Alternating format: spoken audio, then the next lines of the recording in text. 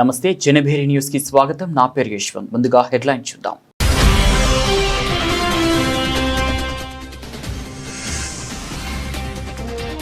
రాష్ట్రంలో ప్రస్తుతం నెలకొన్న వంట గ్యాస్ కొరతపై ప్రజలు ఎలాంటి ఆందోళన చెందాల్సిన అవసరం లేదు, స్పష్టం చేసిన రాష్ట్ర మంత్రులు.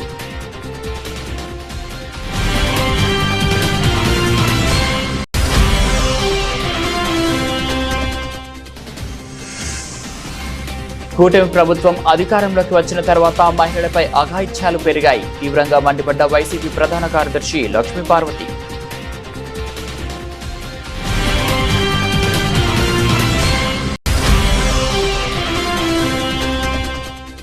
మార్చి 24న సిపిఐ రాష్ట్ర వ్యాప్తంగా జిల్లా కలెక్టర్ల కార్యాలయాల వద్ద ధర్నాలు. పేదలకు ఇల్లు, ఇంటి స్థలం, సాగు భూమి, పింఛన్ల సాధన కోసమే తెలిపిన గుజ్జు ఈశ్వరయ్య.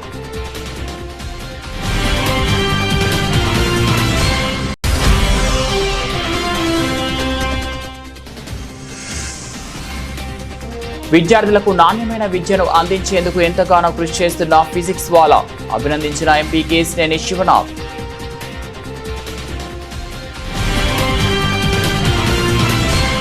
రాష్ట్రంలో ప్రస్తుతం నెలకొన్న వంట గ్యాస్ కొరతపై ప్రజలు ఎలాంటి ఆందోళన చెందాల్సిన అవసరం లేదని రాష్ట్ర మంత్రుల బృందం స్పష్టం చేసింది. మంత్రులు పయ్యావుల కేశవ్, అచ్చెన్నాయుడు మరియు నాందెండ్ల మనోహర్లతో కూడిన మంత్రుల బృందం గ్యాస్ సరఫరా పరిస్థితిని నిరంతరం సమీక్షిస్తుందని వెల్లడించింది. సరఫరా వ్యవస్థలో తలెత్తిన తాత్కాలిక ఇబ్బందులను తొలగించి వ్యవస్థను పునరుద్ధరించడంతో పాటు మరింత బలోపేతం చేసేందుకు ప్రభుత్వం చిత్తశుద్ధితో కృషి చేస్తుందని వారు పేర్కొన్నారు. ముఖ్యంగా గల్ఫ్ ప్రాంతంలో నెలకొన్న ప్రస్తుత అస్థిర పరిస్థితుల కారణంగా దిగుమతుల్లో అంతరాయం ఏర్పడిందని, దీనివల్ల గ్యాస్ సరఫరాలో తాత్కాలిక ఇబ్బందులు తలెత్తాయని మంత్రులు వివరించారు. కూడా ఇవాళ చూస్తున్నాం. న్యాచురల్ గ్యాస్ అది ఎక్కడో బయట నుంచి వచ్చేది కాదు. ఇక్కడ మనకి న్యాచురల్ గ్యాస్ని పైప్ ద్వారా సప్లై చేసుకునేటువంటిది పైపులు రెడీగా ఉన్నాయి. ఏ రకంగా ఆ న్యాచురల్ గ్యాస్ను కూడా మనం యూటిలైజ్ చేయొచ్చు అనేటువంటి దాని మీద కూడా డిస్కషన్ చేసి ఆ కంపెనీలతో సపరేట్గా మీటింగ్ పెట్టుకుంటున్నాం. ఇవాళ ఇక్కడ రెగ్యులర్ గ్యాస్ సిలిండర్లతో చేసే కంపెనీలు పెట్టాం. నెక్స్ట్ ఇమీడియట్గా ముఖ్యమంత్రి కార్యాలయం ఇప్పటికే దాని మీద చర్యలు ప్రారంభించింది. పైప్డ్ గ్యాస్ చేస్తున్నటువంటి కంపెనీలతో కూడా మీటింగ్ పెట్టుకోవడం జరుగుతుంది. సోమవారం నాడు గౌరవ ముఖ్యమంత్రి గారు దీన్ని అన్నింటినీ కూడా మళ్ళీ ఒకసారి ఆర్టీజీ రియల్ టైం గవర్నెన్స్లో ఈ టీం పెట్టుకుని పనిచేయడం జరుగుతుంది. ఎక్కడా కూడా సిలిండర్లకి బుకింగ్ ఫస్ట్ కమ్ ఫస్ట్ ప్రయారిటీలోనే నడుస్తుంది. ఆన్లైన్లోనే చేయమంటున్నాం. ఎక్కడా బ్లాక్ మార్కెటింగ్కి తావు లేకుండా దెర్ ఇస్ నో ఏదో రసీదులు రాసి ఇచ్చేది లేదు. ఆన్లైన్ బుకింగే ఉండాలి. ఇప్పటికే కంపెనీలు ఆన్లైన్ బుకింగ్ 95%కి వచ్చినాయి. ఆ బ్యాలెన్స్ 4-5%ని కూడా ఆన్లైన్ బుకింగ్ చేయమంటున్నాం. 88% ఇప్పటిదాకా ఓటీపీ బేస్డ్కి రీచ్ అయ్యారు. గవర్నమెంట్ నిన్న మొన్న ఇన్స్ట్రక్షన్ ఇచ్చింది, సిలిండర్ ఇవ్వాలంటే ఓటీపీ ఉంటేనే ఇస్తారు. ఎందుకనంటే ఇది ఎవరి చేతుల్లోకి పోకుండా ఉండడానికి. అది కూడా 88% డెలివరీస్ ఇప్పుడు మనకి ఓటీపీ బేస్డ్ వచ్చినాయి. దాన్ని కూడా పెంచమని చెప్పేసి కంపెనీలకు చెప్పాం.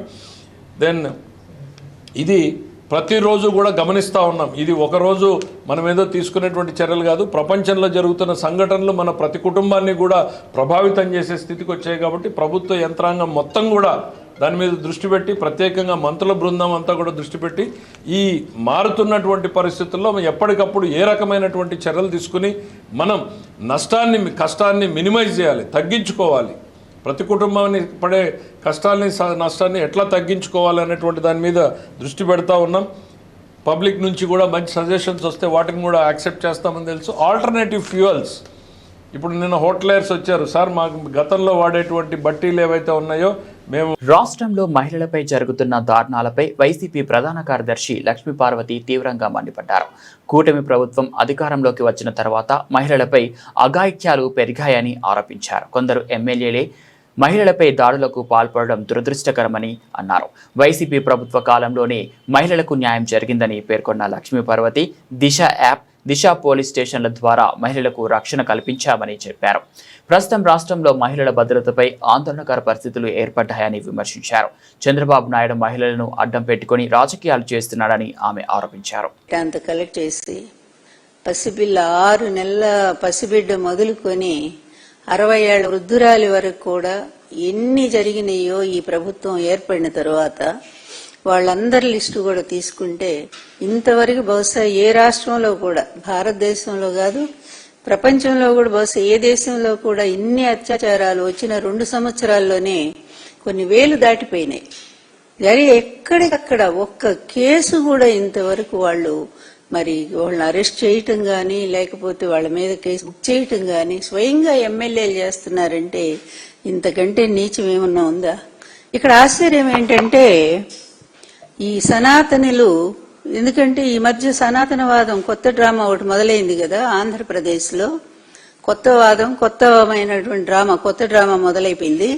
ఏంటి మతం, అదేవిధంగా మా ఇలవేల్పు వెంకటేశ్వర స్వామినే మేము రోజు పూజ చేస్తాము. మరి ఇన్నేళ్లలో 40 ఏళ్ల ఇండస్ట్రీ ఎప్పుడు కూడా ఒక్కసారి కూడా ఆ మాట చెప్పినట్టు మనం వినలేదు కదా. గతంలో ఏనాడు చెప్పలా, ఈ మధ్య చాలా ఎక్కువైపోయింది దానికి. ఎందుకంటే అది కూడా వెంకటేశ్వర స్వామిని కూడా రాజకీయాల్లోకి లాక్కొచ్చేసాడు గనక, లాక్కొచ్చి దేవుణ్ణి కూడా నేను వాడుకుంటున్నా చూడండి అని చెప్తా ఉన్నాడు. కనుక ఈ సనాతనులు వీళ్ళందరూ కూడా మతం గురించి ఇంత గొప్పగా మాట్లాడుతున్న వీళ్ళు పూర్వరంగం చూస్తే దేవుడే లేడని చెప్పిన ఆయనేమో సిబిఎన్ చంద్రబాబు నాయుడు. అదేవిధంగా మా నాన్న దీపంతో సిగరెట్ వెలిగించుకుంటాడని చెప్పినటువంటి మరొక ఆయన డిప్యూటీ సీఎం. వీళ్ళిద్దరూ కలిసి ఈ రోజు బ్రహ్మాండమైన వేషాలు వేసుకొని తిరుగుతా ఉన్నారు ఆంధ్రప్రదేశ్ లో. పోనీ ఈ సనాతన ధర్మం ఏం చెప్పింది మహిళల గురించి అనేది వీళ్ళకు ఒక్కసారైనా ఆలోచించారంటే అదేమీ లేదు. ఎత్ర నార్యస్తు పూజ్యంతే రమంతే తత్ర వై దేవాహ, ఇది చాలా మనుస్మృతి అనుకుంటా అని చెప్పింది. అందువల్ల ఏ దేశంలోనైనా సరే మహిళలను గౌరవించాలి, పూజించాలి. అలా మహిళలను గౌరవించినటువంటి సమాజమే చాలా ముందుకెళ్తుంది. మార్చి 24 పేదలకు ఇల్లు, ఇంటి స్థలం, సాగు భూమి, పింఛన్ల సాధన కోసం సిపిఐ రాష్ట్ర వ్యాప్తంగా జిల్లా కలెక్టర్ల కార్యాలయాల వద్ద ధర్నాలు నిర్వహించనున్నట్లు సిపిఐ రాష్ట్ర కార్యదర్శి గుజ్జు ఈశ్వరయ్య తెలిపారు.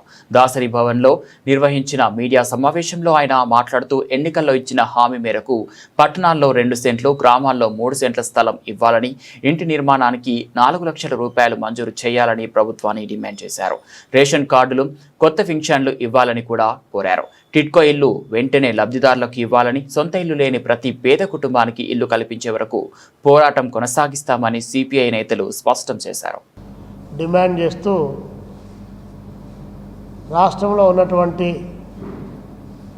అన్ని జిల్లా కలెక్టరేట్ కార్యాలయాలు, డిఆర్ఓ, ఆర్డీఓ కార్యాలయాలు, మండలాఫీసులు, సచివాలయ పరిధి వరకు పెద్ద ఎత్తున ఇంటి స్థలం కోరేటువంటి వాళ్ళు, ఇల్లు లేనటువంటి వాళ్ళు, నూతనంగా పెన్షన్ కోసం దరఖాస్తు చేసుకునేటువంటి వాళ్ళు, పెన్షన్స్ రద్దు అయిపోయినటువంటి వాళ్ళు, ఇలాంటి వాళ్ళందరినీ సమీకరించి ఆందోళన కార్యక్రమానికి పిలిపివ్వడం జరిగింది. ఈ ఆందోళనలో ప్రజలందరూ కూడా పెద్ద ఎత్తున పాల్గొనమని చెప్పి భారత కమ్యూనిస్ట్ పార్టీ సిపిఐగా మేము పిలుపునిస్తూ ఉన్నాం. గతంలో చంద్రబాబు నాయుడు గారు అధికారంలోకి రాకముందు, అధికారంలోకి వస్తే కూటమి ప్రభుత్వం గ్రామీణ ప్రాంతాల్లో 3 సెంట్లు, పట్టణ ప్రాంతాల్లో 2 సెంట్లు ఇంటి స్థలం ఇస్తామని, ఇంటి నిర్మాణం కోసం 4 లక్షల రూపాయల ఆర్థిక సహాయం చేస్తామని చెప్పి, అర్హత కలిగినటువంటి వారందరికీ పెన్షన్ ఇస్తామని చెప్పి చాలా గట్టిగా చెప్పడం జరిగింది. కానీ 2 సంవత్సరాలు పూర్తి కావస్తా ఉన్నప్పటికీ వారు ఇచ్చినటువంటి వాగ్దానం ఏమాత్రం కూడా అమలుకు నోచుకోనటువంటి పరిస్థితి ఈరోజు కళ్ళ ముందు కనిపిస్తూ ఉంది. మేము గతంలో కూడా కూటమి ప్రభుత్వ అధికారంలోకి వచ్చినప్పుడు చాలా పెద్ద ఎత్తున అప్లికేషన్లన్నీ కూడా ఫిల్ చేసి లక్షల సంఖ్యలో రాష్ట్ర ప్రభుత్వం ముందు జిల్లా కలెక్టర్ల ద్వారా విద్యార్థులకు నాణ్యమైన విద్యను అందించేందుకు ఆన్లైన్ విద్యా విధానంతో ఎంతగానో కృషి చేస్తున్న ఫిజిక్స్ వాలా ఇప్పుడు ఆఫ్లైన్ విద్యా విధానంతో విద్యాపీఠగా మన ముందుకు వచ్చిందని విజయవాడ ఎంపీ కేశినేని శివనాథ్ తెలిపారు. సుదూర ప్రాంతాల విద్యార్థులకు సైతం స్మార్ట్ క్లాసెస్తో ఫిజిక్స్ వాలా విద్యాపీఠ్ను నగరంలో ప్రారంభించడం అభినందనీయమన్నారు. విద్యార్థులకు నాణ్యమైన విద్యను అందించడంలో మేటి అయిన ఆన్లైన్ ఫిజిక్స్ వాలా ఇప్పుడు నగరంలోని బెంచ్ సర్కిల్ నందు తమ ఆఫ్లైన్ బ్రాంచ్ అయిన విద్యాపీఠ్ను నూతనంగా ప్రారంభించడం జరిగింది. ఈ కోచింగ్ సెంటర్ ప్రారంభోత్సవ కార్యక్రమంలో విజయవాడ ఎంపీ కేశినేని శివనాథ్, స్థానిక MLA Gadde Rammohan, Penumaluru MLA Bode Prasad, physics వాలా ప్రతినిధులు మహమ్మద్ నజీర్, అమిత్ సింగ్, విద్యాపీఠ్ ప్రతినిధులు సుధాకర్ రెడ్డి, శ్రీనివాసులతో కలిసి పాల్గొన్నారు. ఈ సందర్భంగా ఎంపీ మాట్లాడుతూ ఇప్పటి వరకు ఫిజిక్స్ వాలా ఆన్లైన్లో క్లాసులు బోధిస్తూ విద్యార్థులకు నాణ్యమైన విద్యను అందిస్తున్న సంగతి తెలిసిందేనని, మొదటిసారిగా ఆఫ్లైన్ విద్యా విధానంతో నగరంలోని బెంచ్ సర్కిల్ నందు విద్యాపీఠ్ను ప్రారంభించడం అభినందనీయమన్నారు.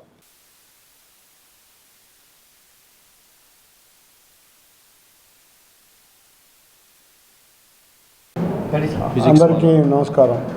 ఫిజిక్స్ వాలా మొత్తం 250 బ్రాంచులు సుమారు దేశం మొత్తం మీద కలిగి ప్రప్రథమంగా విజయవాడలోకి రావడం, అందులో విశాఖపట్నం విజయవాడ క్యాంపస్ల కింద డే అండ్ రెసిడెన్షియల్ ఒక కోచింగ్ సెంటర్, అది కూడా అత్యాధునిక పద్ధతిలో లైవ్ డెమాన్స్ట్రేషన్ యాప్ ద్వారా సుదూర ప్రాంతాల్లో ఉన్న రూరల్ ప్రాంతాల్లో ఉన్న వ్యక్తులు కూడా లైవ్ క్లాసులు చూసే విధంగా యాప్ ద్వారా జరుగుతున్న ఈ కార్యక్రమాన్ని మొట్టమొదటిసారిగా విజయవాడలో ఒక కోచింగ్ సెంటర్ విత్ స్మార్ట్ క్లాస్తో జరగడం ఇదే మొదటిసారి. ముందుగా ఇక్కడ ఫ్రాంచైజీ నిర్వాహకులకి, అంతేకాకుండా సుధాకర్ రెడ్డి గారికి, శ్రీనివాస్కి, అంతేకాకుండా ఫిజిక్స్ వాళ్ళ సౌత్ ఇండియన్ మేనేజ్మెంట్కి అందరికీ కూడా కంగ్రాచులేషన్ చెప్తున్నాను. తప్పకుండా ఇవాళ అమరావతి ప్రాంతంలో భాగమైన ఈ విజయవాడలో ఇవాళ అమరావతిలో మనం చూస్తే గౌరవ ముఖ్యమంత్రి నారా చంద్రబాబు నాయుడు గారి ఆధ్వర్యంలో క్వాంటమ్ కంప్యూటింగ్ రాబోతుంది.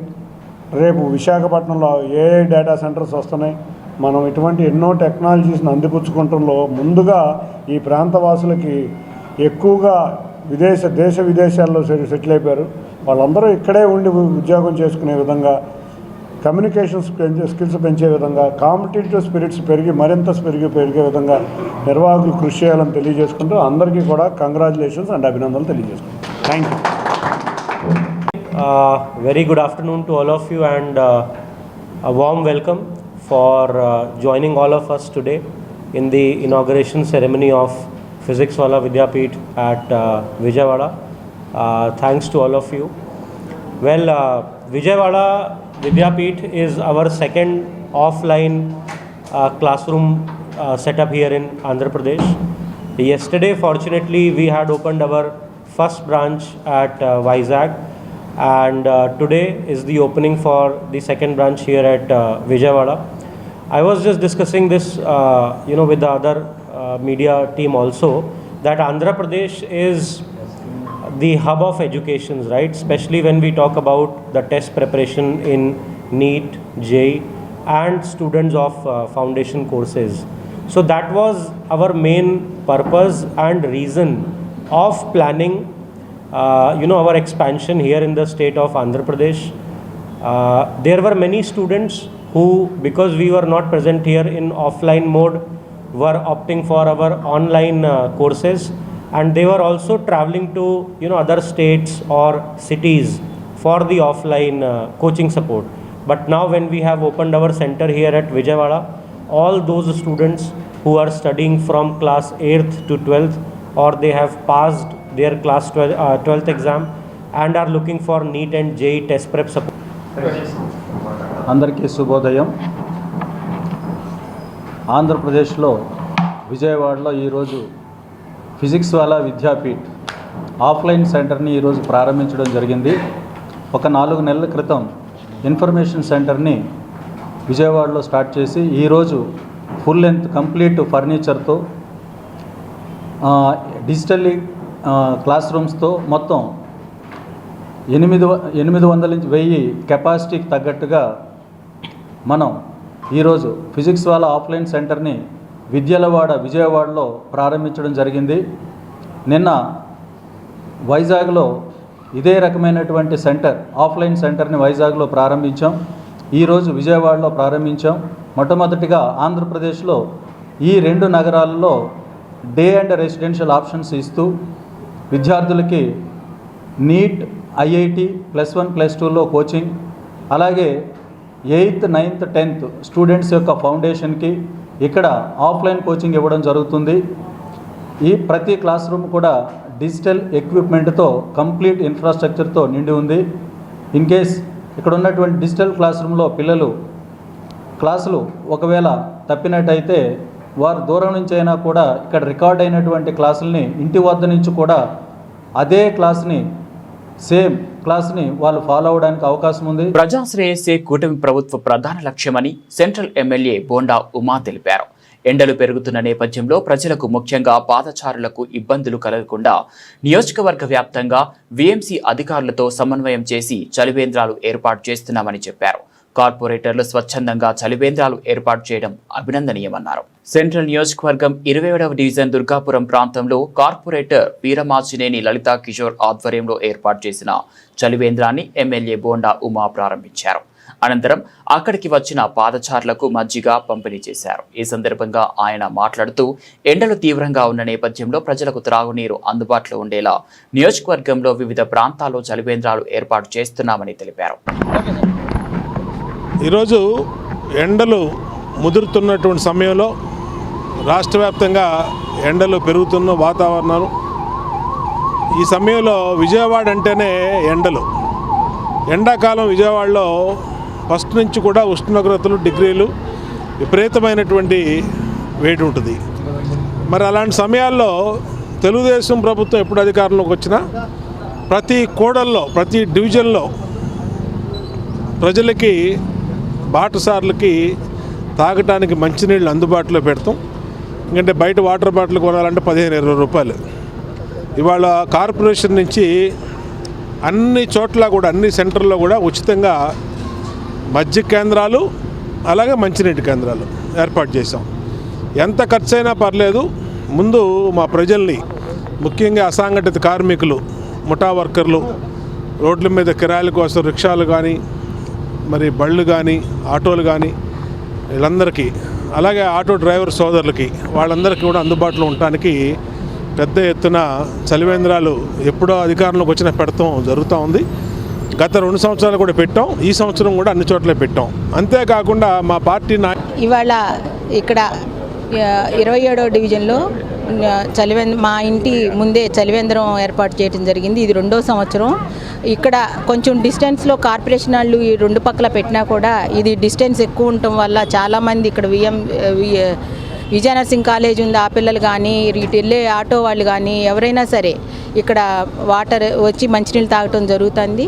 ఇది ఈసారి తొందరగా పెట్టడం జరిగింది. ఎందుకనంటే గత సంవత్సరం కంటే ఈ సంవత్సరం ఎండలు విపరీతంగా పెరిగిపోయినాయి. ఆ ఎండలో దృష్టిలో పెట్టుకుని ఈసారి తొందరగా పెట్టడం జరిగింది. ఇవాళ ఈ చలివేంద్రం ఓపెనింగ్కి మన నియోజకవర్గ ఎమ్మెల్యే గారు బోండా ఉమామహేశ్వరరావు గారు రావడం సంతోషంగా ఉంది. ఆయన ప్రజలకు ఇప్పటికే అన్ని డివిజన్లో కూడా చలివేంద్రాలు ఏర్పాటు చేయడం జరిగింది. ఈ ఓపెనింగ్లు ప్రతి ఒక్కళ్ళు మాకు చెప్పలేదు అనుకునే కంటే మనం సొంతంగా ఎందుకు పెట్టకూడదు అనేది ఆలోచించి గవర్నమెంట్ పెడితేనే మన ఓపెనింగ్లకు పిలవాలా అనే ఆలోచన ప్రతి ఒక్కరికి రావాలి. డిస్టెన్స్ ఎక్కువ ఉండ చాట ప్రతి డివిజన్లో కూడా ఇట్లా చలివేంద్రాలు ఓపెన్ చేయాలని చెప్పని నేను మనస్ఫూర్తిగా కోరుకుంటూ సెలవు తీసుకుంటాను. అమరావతిలో క్వాంటమ్ వ్యాలీ రూపుదిద్దుకుంటున్న నేపథ్యంలో భౌతిక శాస్త్రంలో విప్లవాత్మకమైన మార్పులకు అవకాశం ఉంటుందని యూనివర్సిటీ భౌతిక శాస్త్ర పూర్వ అధ్యాపకులు, పూర్వ విద్యార్థులు అభిప్రాయపడ్డారు. ఈ నేపథ్యంలో ఆంధ్ర యూనివర్సిటీ సహా పలు యూనివర్సిటీలో భౌతిక శాస్త్ర అధ్యాపకుల పోస్టులను భర్తీ చేయాలని వారు ప్రభుత్వానికి విజ్ఞప్తి చేశారు. ఆంధ్ర యూనివర్సిటీ భౌతిక శాస్త్ర పూర్వ విద్యార్థుల సంఘం నేతృత్వంలో క్వాంటమ్ సమ్మిట్ ఏర్పాటు చేశారు.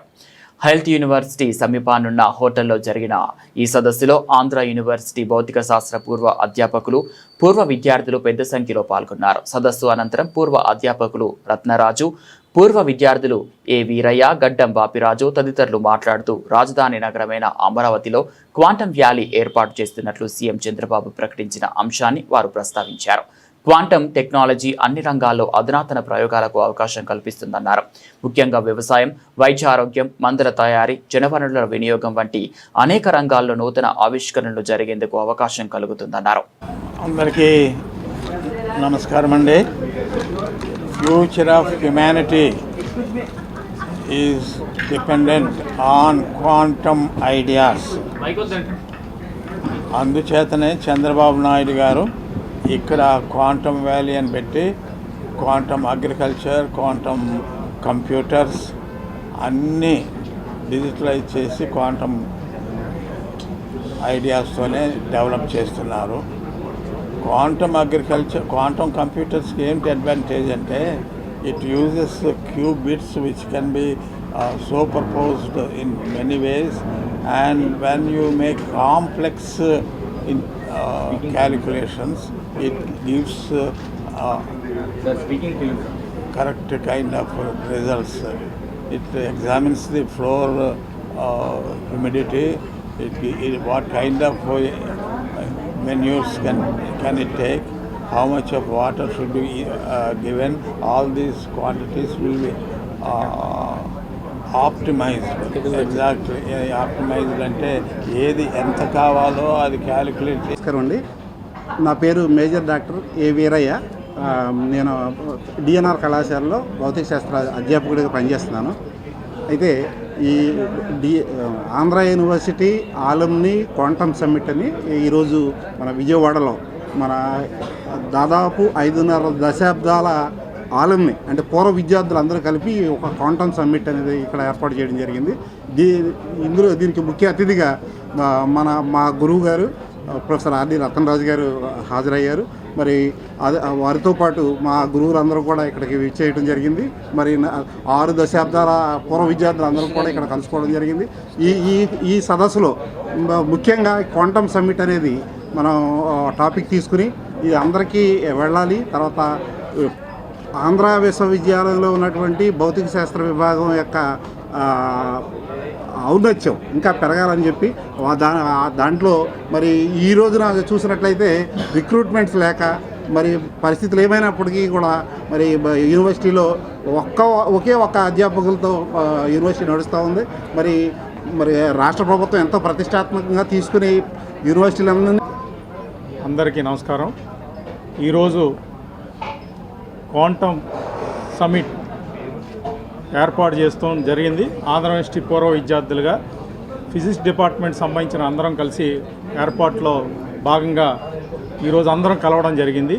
దీనికి ముఖ్య ఉద్దేశం ఏంటంటే రేపటి ప్రపంచం అంతా కూడా క్వాంటమ్ కంప్యూటింగ్ అనే ఒక విప్లవాత్మకమైన టెక్నాలజీలోకి వెళ్తున్న క్రమంలో దానికి మూలమైన క్వాంటమ్ ఫిజిక్స్, దానికి ఉన్న ఫౌండేషన్ని మనం క్వాంటమ్ వ్యాలీ అని ఒకటి ఇక్కడ ప్రారంభించుకున్నాం ముఖ్యమంత్రి గారి చేత.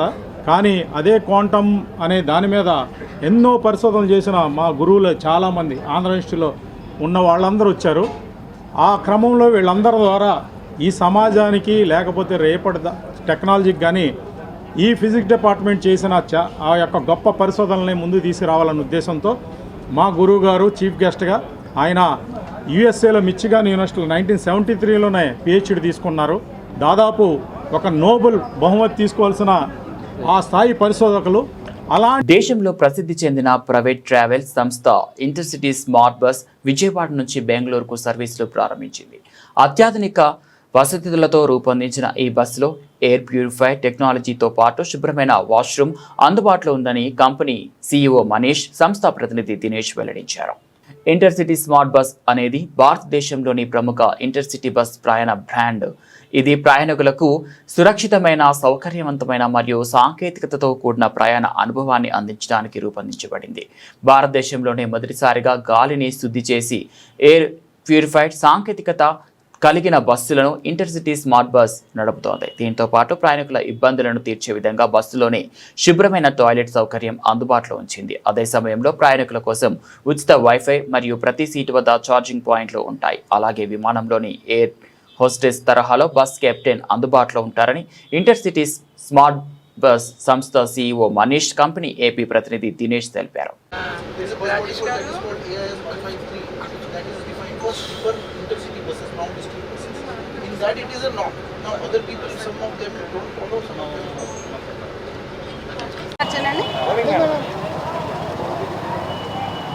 ఇంటర్సిటీ స్మార్ట్ బస్ వారు ఈరోజు విజయవాడలో ఒక వినూత్నమైన, ఒక సైంటిఫికల్లీ అరేంజ్ చేసిన ఒక బస్సుని ఈరోజు ప్రారంభోత్సవం చేయడం అనేది విజయవాడలో ఇది చాలా మంచి విషయము. దీన్ని చాలా స్వాగతించాల్సిన విషయము. ఈరోజు మన విజయవాడని ఎన్నుకొని ఇక్కడ ఇంత లేటెస్ట్ టెక్నాలజీతో ఈ బస్ని ప్రారంభించడం అనేది నిజంగా అదృష్టం. దీంట్లో చాలా ప్రత్యేకతలున్న బస్సుగా దీన్ని రూపొందించడం జరిగింది. పర్టికులర్లీ ఎయిర్ పొల్యూషన్ PM 2.5 అనే ఒక మెటీరియల్స్ ఏవైతే పార్టికల్స్ ఉంటాయో ఎయిర్లో అవి standards the maximum standard is 30 ఉండాలి. 30 ఉంటే ఓకే అని. కానీ మనకి బస్సు లోపల బిలో 30 యూనిట్స్ని ఎయిర్ పొల్యూషన్ని తగ్గించి ఫ్రెష్ ఎయిర్ కిందకి బయట ఉన్న ఎయిర్ని తీసుకొని ఫిల్టర్స్ ద్వారా లోపలికి ఒక ఫ్రెష్నెస్ని ఇస్తూ ఇటు పాసింజర్స్ కన్వీనియన్స్ని, పాసింజర్స్ హెల్త్ని, డ్రైవర్ యొక్క హెల్త్ని సైంటిఫికల్గా దీన్ని తయారు చేయడం అనేది చాలా మంచి విషయము. ఇలా ఇంత కంఫర్టబుల్గా ఒక హెల్దీ లోపల అట్మాస్ఫియర్ని క్రియేట్ చేయడం వల్ల మనకి యాక్సిడెంట్స్ కూడా అనేది ఫస్ట్ ఆఫ్ ఆల్ ఇండియాలో ఫస్ట్గా ఇంట్రడ్యూస్ చేసేది ఇంటర్సిటీ స్మార్ట్ బస్ అండి. సో దీనివల్ల 50 to 60% ఉమెన్స్ ట్రావెల్స్ అనేది ఎక్కువ ఇంటర్సిటీ స్మార్ట్ బస్ని చూజ్ చేసుకుంటారు సార్.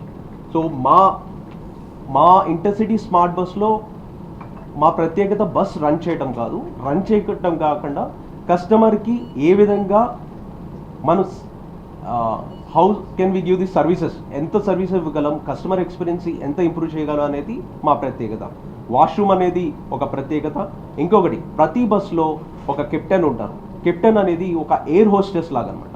ఎవరైతే మనం ఫ్లైట్స్కి వెళ్తామో ఎవరైతే ఎయిర్ హోస్టెస్ టైప్లో మనకి రిసీవ్ చేసుకోవడానికి వస్తారో అదే టైప్లో ఒక కెప్టెన్ అనేది ప్రతి బస్సులో ఉంటారు. దీనివల్ల ప్రత్యేకంగా ఏంటంటే రూట్ బిహేవియర్ రావటం, కస్టమర్ ఎక్స్పీరియన్స్ అనేది ఇంకా ఇంప్రూవ్ అవుతుంది. సో అదేవిధంగా ఈ బస్ ఇండస్ట్రీలో ఏం చేద్దాం. Thank you all of you for coming. As we all know, so I come from the Delhi area, and as you all know that air quality, there is a big time air quality problem in the north, and that's where we had started first thinking about air quality problems. What are the air quality, which is called as AQI. There is a national standard which we all need as human beings to breathe, and whether as passengers, as travelers, are we able to breathe that air was the problem. So we realized that when you are sitting in the bus for 8-10 hours and you are breathing not good air or little bit bad air, that can cause little bit problem on the health, especially for senior people, especially with people who have asthma or who have all those conditions, respiratory conditions. We have that. So what we said across is, if people, and then of course there is all the carbon dioxide and all which flows inside the. నా పేరు నాగరాజ్ చక్రవర్తి. నేను south reason operations మొత్తం నేను handle చేస్తాను. So Manish గారు చెప్పినట్టు కాలుష్యం అనేది నార్త్ నుంచి అన్ని మెట్రో సిటీస్లో కూడా ఇది ఒక సమస్యగా పెరగబోతుంది. సో దానికి ఇనిషియేటివ్గా మేము ఈ AQI బస్సెస్ అనేవి స్టార్ట్ చేయడం మొదలుపెట్టాం. రీసెంట్లీ ఒక పెయిర్ ఆఫ్ బస్సెస్ హైదరాబాద్ నుంచి స్టార్ట్ చేయడం జరిగింది. అలాగే ఇప్పుడు విజయవాడ నుంచి మొదలు పెట్టబోతున్నాం. ఇందులో అడ్వాంటేజ్ ఏంటంటే నార్మల్గా ఏసీ బస్సులో అయినా కూడా లోపల మనం పీల్చే గాలి ఏదైతే ఉందో అది బయటికి ఏసీ ఎగ్జాస్ట్ ద్వారా బయటికి వెళ్తుంది. ఇందులో ఏంటంటే మేము ఇంకొక ఎక్స్ట్రా లేయర్ యాడ్ చేస్తాం.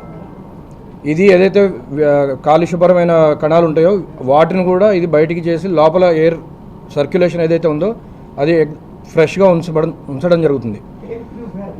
ఏమండి, ఎయిర్ ప్యూరిఫైయర్ కాదు, ఇది ఎయిర్ ప్యూరిఫైయర్ కింద రాదు. ఇది బేసిక్గా ఈ దాన్ని ఏమంటారు PM 2.5 crosses in that way.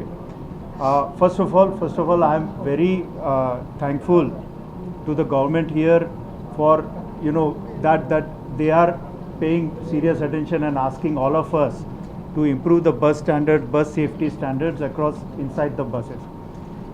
I also want to say a few things. First of all, while I think a lot of things, and rightfully so, there is an attention across on the buses for the safety standards, but I still want to say one thing, and all of you can do a Google search or anything around. Buses still are the safest mode of travel if you were to look at it from a car, driving in the cars or bikes or even train, sometimes in the flight. The ratio of number of buses and number of accidents is still in the safer side. Now what at Intercity, what we are doing around, and I think we will bulletin ముగించే ముందు headlines మరోసారి.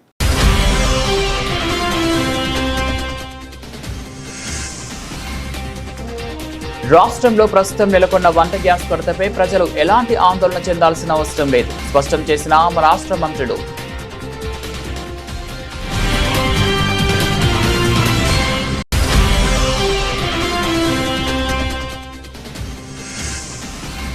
కూటమి ప్రభుత్వం అధికారంలోకి వచ్చిన తర్వాత మహిళలపై అఘాయిత్యాలు పెరిగాయి. తీవ్రంగా మండిపడ్డ వైసీపీ ప్రధాన కార్యదర్శి లక్ష్మీపార్వతి.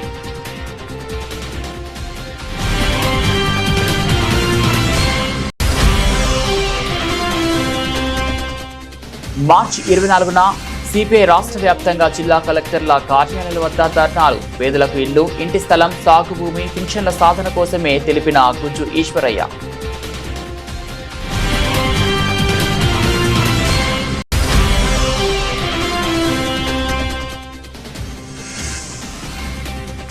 విద్యార్థులకు నాణ్యమైన విద్యను అందించేందుకు ఎంతగానో కృషి చేస్తున్న ఫిజిక్స్ వాలా. అభినందించిన ఎంపీ కేశినేని శివనాథ్.